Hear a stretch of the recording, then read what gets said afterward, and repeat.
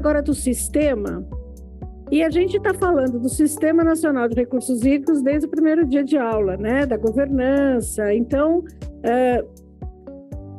pode colocar o slide, por favor?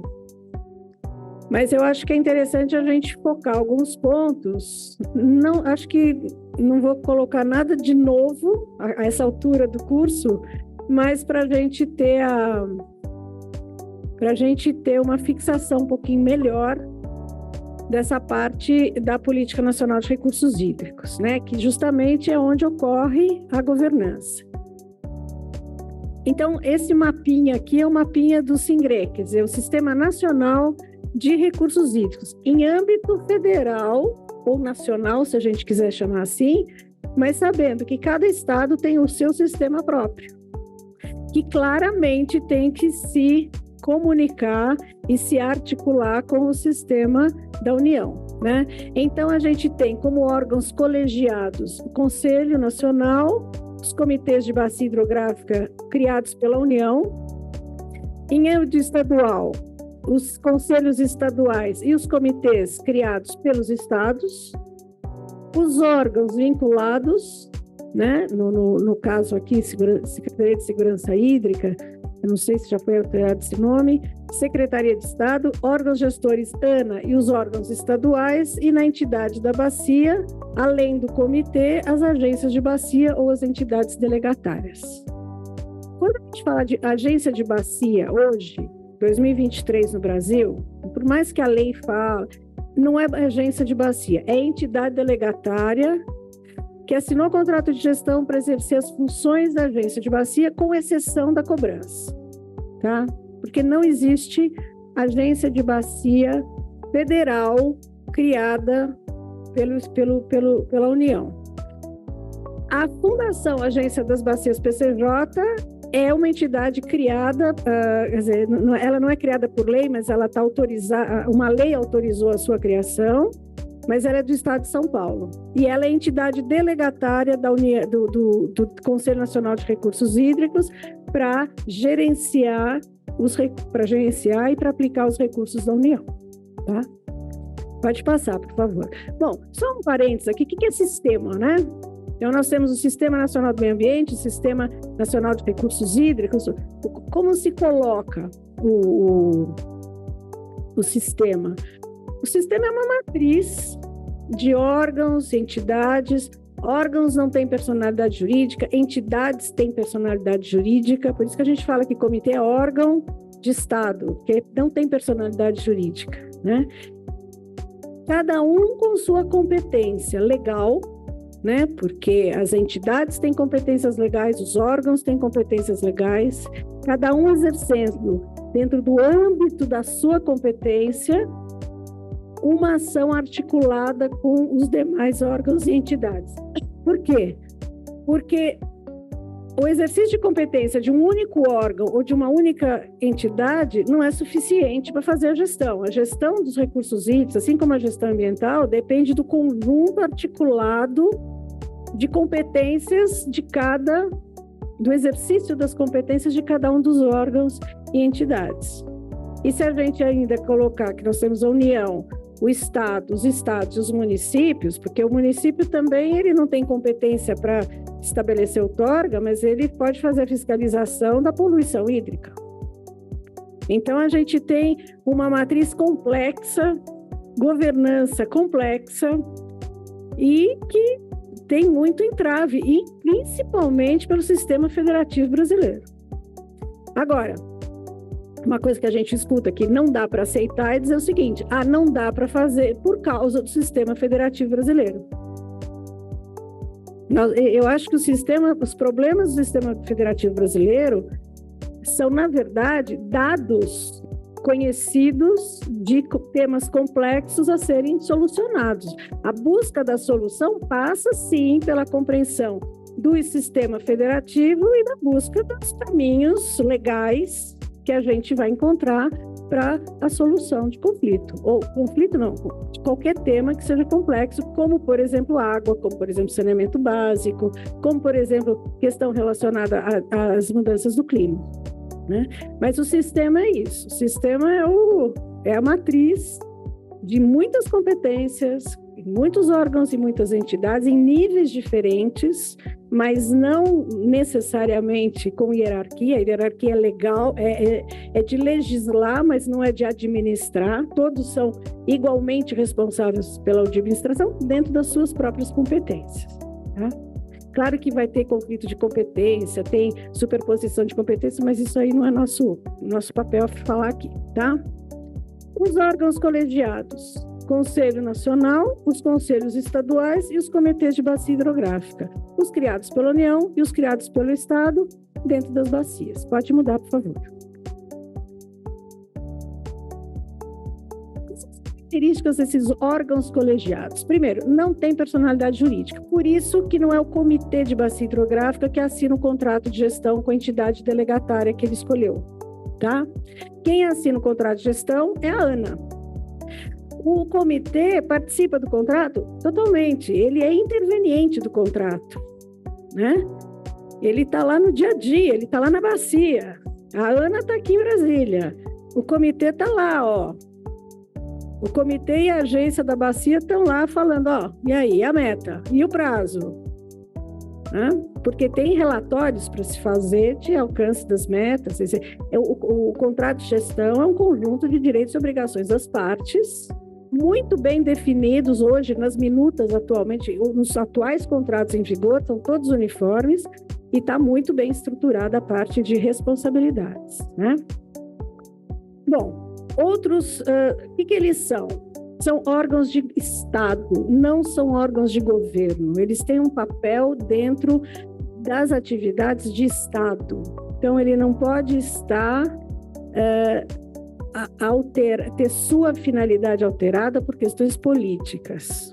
Ele tem um papel de cumprimento da lei com a finalidade, isso tem que se pensar o tempo todo, de garantir para as atuais e futuras gerações a água em quantidade e qualidade, porque sem isso, se a gente não forçar que o comitê e os conselhos são órgãos de Estado, a gente perde a finalidade. E, obviamente, que há momentos e desvios e que tem que ser retomados para voltar para a atividade de Estado. E a atuação toda decorre de lei. Como é um órgão público criado por lei, no caso dos comitês criados de rios de domínio da União, não é lei, é decreto do presidente da República, né? Mas a atuação decorre do regime jurídico de direito público.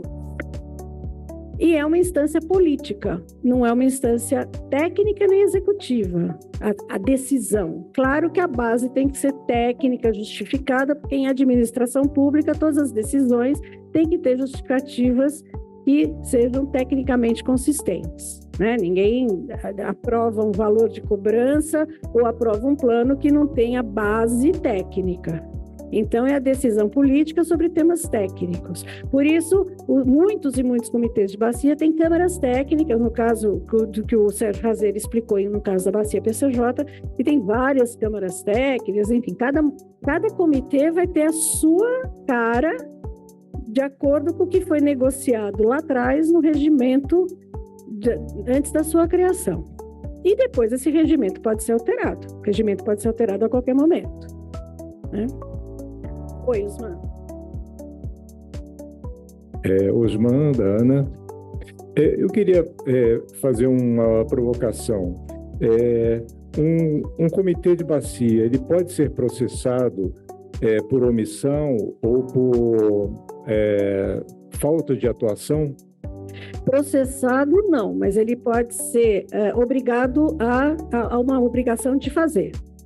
Então, não tem lei, não tem sanção na lei para um comitê de bacia.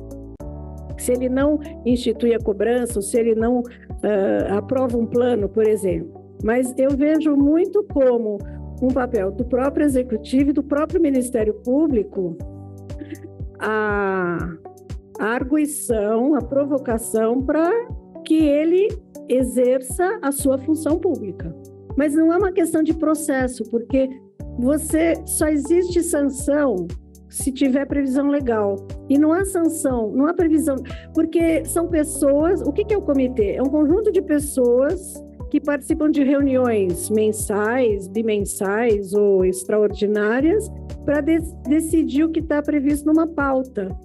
Então, não tem como você... Não existe sanção em nenhuma lei para isso. A minha pergunta é porque o comitê tem uma série de atribuições.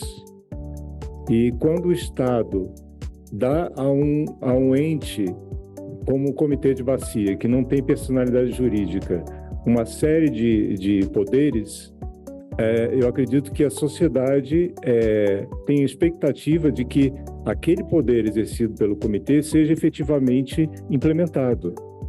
Exato, você tem razão. Mas eu só estou dizendo o seguinte, que o caminho não é a judicialização, mas utilizar a pressão, inclusive pelo próprio Ministério Público. Nós temos vários colegas aqui que podem até... Eu só não vou pedir para vocês falarem agora, porque o café está chegando, mas é um caminho. O Ministério Público notificar e falar, olha, por que não tem plano nessa bacia? Né? Professora, só fazer uma... Só um minutinho, a Adriana pediu. Só fazer uma ponderação, acho que o João está um pouco correto. Eu acho que os RIs, os regimentos internos dos comitês, eles prevêem uma série de obrigações à diretoria, ao menos. Então, já houve, né, iniciativas no Baía de Guanabara da gente considerar se a diretoria estava realmente, minimamente, atendendo o que está previsto no RI para a gente tocar as nossas obrigações, porque, né, um trabalho de um comitê omisso vai impactar diretamente, né, na situação dos recursos hídricos. Então, assim, eu não sei se os nossos companheiros aí do Ministério Público concordam com isso, mas um RI que define funções para uma diretoria, ele pode ser arguído contra a diretoria, não contra mas não contra o comitê. Esse é um outro ponto, né? Tiago. Professora, Tiago Barros aqui dando, só nessa linha de debate que eu acho uma experiência interessante, né? O próprio Estado do Rio de Janeiro traz uma experiência legal para a gente discutir, né? Foi abaixada uma lei no Estado do Rio para implementar a cobrança pelos recursos lá, porque existe uma situação onde muitos comitês não estavam estabelecidos, ou os comitês que existiam não conseguiam, em tempo, deliberar sobre a instalação dessa cobrança, desse instrumento, né? E essa lei foi questionada no Supremo Tribunal Federal, né, a Corte Constitucional Brasileira, sobre o aspecto de tal, eventualmente, usurpando uma competência dos comitês de bacia, né? E o julgado, o acórdão do Supremo Tribunal Federal é bastante interessante nesse ponto, quando ele sinaliza que o Estado, o poder público, ele não pode permanecer inerte diante da não implementação da política nacional ou estadual como um todo. Então, que é dever, digamos, supletivo ou complementar a competência dos comitês de bacia do órgão gestor fazer a implementação desses dispositivos quando o comitê assim não o fizer. E, posteriormente, quando o comitê instalar-se e resolver revisitar essa questão, que ele permanece competente para tratar desse tema. Então, no caso da cobrança, ela poderia ser revisitada futuramente pelo comitê, pelos membros dos comitês, né? Eu acho que é uma linha de pensamento bastante interessante para a gente avaliar essa ausência de atuação, né, em implementação dos instrumentos. Olha, esse posicionamento do STF foi importantíssimo para colocar, assim, os comitês, ok, vocês são competentes, mas vocês não são soberanos, vocês fazem parte de um sistema, e se vocês não conseguem resolver ou cumprir as obrigações que vocês têm para cumprir, o Estado, a Assembleia Legislativa, por lei, pode mais que um comitê de bacia hidrográfica, porque cadê a representação? A Assembleia Legislativa representa o Estado também, né? Então, essa lei foi julgada constitucional e mudou a lógica, mas não é caso de judicialização. Eu acho que o caminho do STF foi bem interessante, Os votos são bem interessantes da gente. Foi um julgado do fevereiro de 2019, eu não tenho o número aqui, mas são poucos. O STF tem muito pouca coisa sobre água que vai parar no STF, mas esse aí é um acordo interessante para a gente ler. Pode passar, por favor. Bom, podemos passar de... eu só vou falar rápido aqui sobre o Conselho, depois a gente sai para o café, senão a gente vai atrasar, né? Mas qual é o papel do Conselho? Aqui está a lista das principais competências do Conselho. Mas o Conselho é um órgão que faz a regulamentação da legislação de águas. Então, assim como a lei ambiental é regulamentada pelas resoluções do Conselho Nacional do Meio Ambiente, as competências, a regulamentação da legislação da Política Nacional de Recursos Hídricos é feita por meio do Conselho Nacional de Recursos Hídricos. Ele arbitra conflito em primeira instância, porque o comitê arbitra em segunda instância, o comitê arbitra em primeira instância, tá? Ele é que aprova a instituição dos comitês de bacia hidrográfica quando forem criados pela União. Ele acompanha, né, paralelamente ao comitê que acompanha e aprova o plano de bacia hidrográfica, o Conselho Nacional de Recursos Hídricos acompanha e vai aprovar o Plano Nacional de Recursos Hídricos. E aí ele estabelece critérios para outorga, para cobrança, ele aprova os critérios de cobrança, os valores de cobrança propostos pelo comitê, e ele delega, né, ele que delega para as associações civis de recursos hídricos a delegação para atuar como entidade delegatária, que a gente chama, né, das funções da agência, e estabelece as diretrizes. Quer dizer, ele é um órgão máximo. E o Conselho atualmente não tem se reunido esse ano, né? Ele se reuniu até o final do ano passado, se eu não estou enganada, mas esse ano ele ainda não foi reformulado. Provavelmente ele vai sofrer alguma reformulação.